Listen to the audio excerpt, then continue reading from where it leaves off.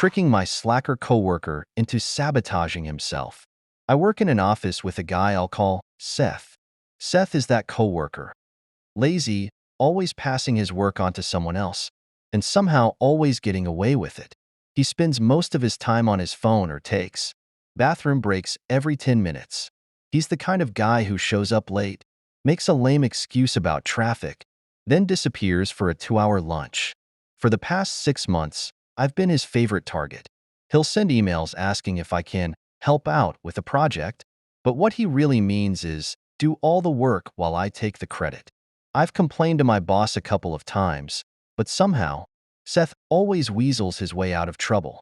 He knows how to say the right things, shift the blame, and act clueless just enough to avoid consequences. The final straw came when he dumped a major report on me last minute. Report due to a client in just 2 days. He sent me an email saying, "Hey, I'm swamped. Can you take care of this?" Like it was no big deal. Of course, he wasn't actually swamped. He spent that afternoon chatting with coworkers, scrolling on his phone, and taking his usual extended lunch break. I had to stay late to fix everything and make sure the report was done properly. I was done. If my boss wasn't going to stop Seth, I would. One day, I casually asked him if he was good with Excel. He admitted he didn't know much about it. Perfect.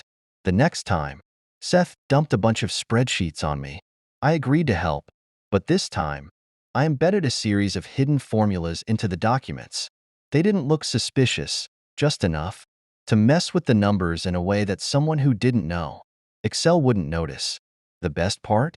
Every time Seth tried to copy and paste the data into his report, the numbers would subtly scramble, making the entire thing completely unusable.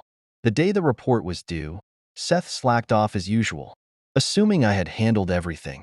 He didn't even bother to check the report before submitting it. A few hours later, the client called, furious because the numbers were all wrong. Seth panicked. He scrambled to fix it, but every time he adjusted one part, another part broke. Frantic, he came to me for help. I acted confused and said, "Oh, I don't know what happened. Maybe it's a glitch." I gave him some vague advice and watched as he spent the entire day trying to salvage the mess. When our boss found out, Seth tried his usual excuses, but this time, it didn't work.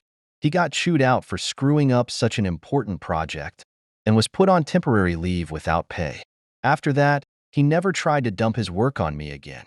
Guess he finally learned that some things are too good to be true.